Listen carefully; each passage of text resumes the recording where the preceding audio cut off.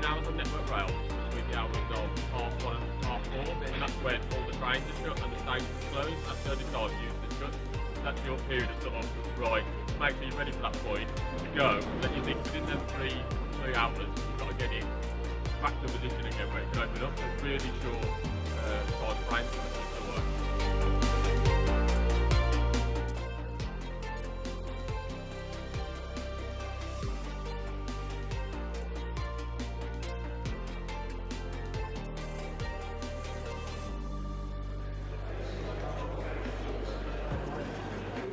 Yeah, so there was a large screen, ground to ceiling or roof heights that was built along the whole length of the station. It almost separated it, and it felt, as I said, working next to the live station and the trains, there could be no impact at all on them. As I said, noise, dust, vibration, hot work, smoke, and that's the purpose of that screen was to literally segregate us from the station.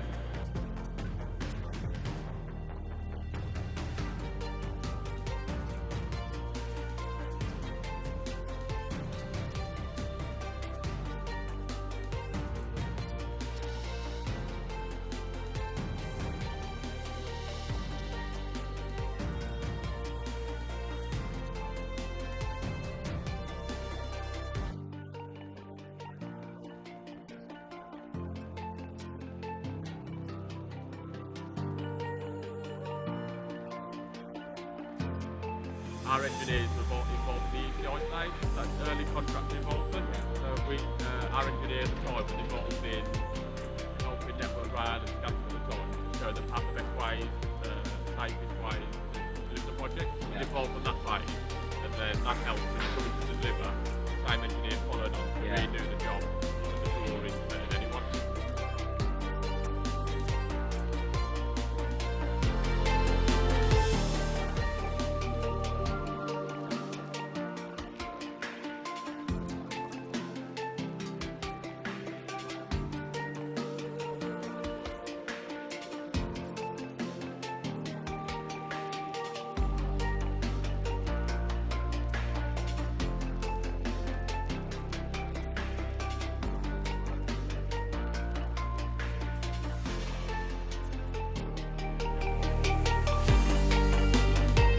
Today we've been filming at Euston, and we talked all about the difficulties, the complexities, the challenges, everything to do with working in a live rail terminal.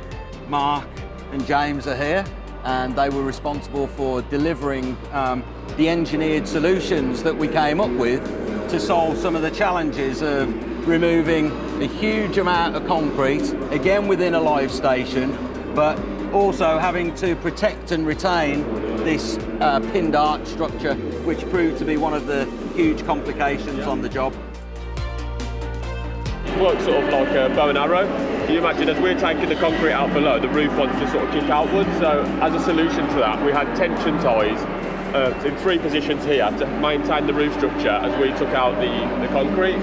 But also throughout the job, working above the live underground station. So 2 levels below this, it's one of the busiest underground stations in London, and we had to support over, I think, in some elements, 1,000 tonne of concrete directly above a live station.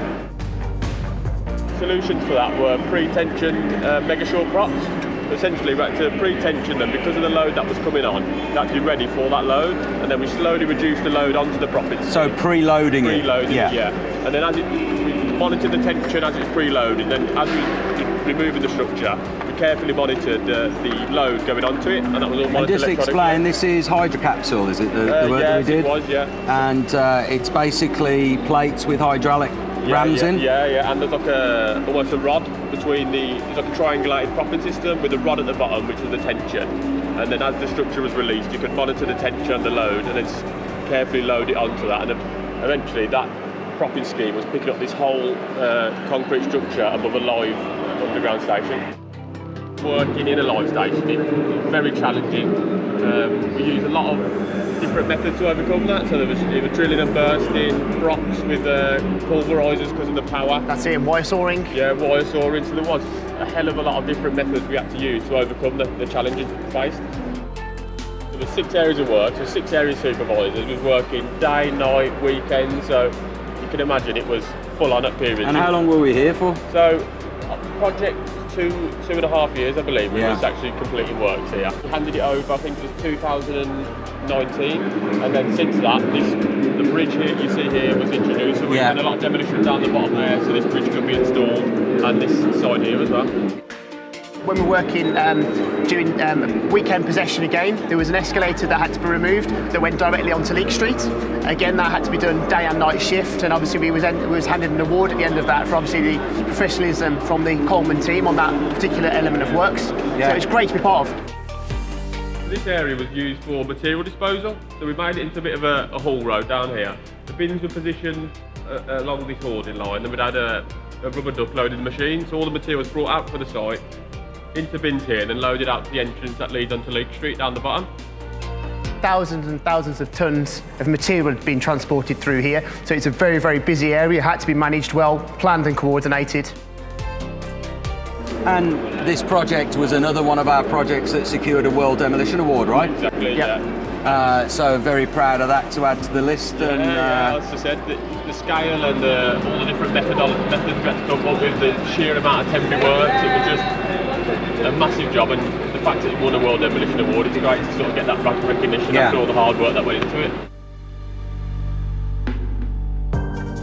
We're down at the Prince of Wales Drive site, Battersea, London. This is a project that we completed for National Grid between 2015 and 2017.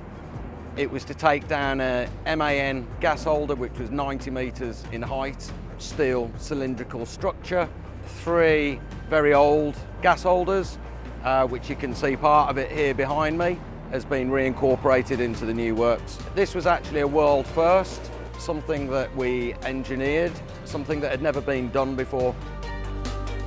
Essentially what we had with the MAN gas holder, you have a big tube, and within it, it has what they call a piston. And when it was used as a gas holder, the inside of the gas holder would be filled with gas. That would inflate, push the piston up, and that would create the pressure for the gas to come out of the gas holder. We used the way that it operated in the past to come up with a solution for carrying out the demolition. What we designed was a floating system where we replaced the gas inlet with blowers. We blew air in, floated the piston up to the top of the gas holder. We then cut the roof onto the piston.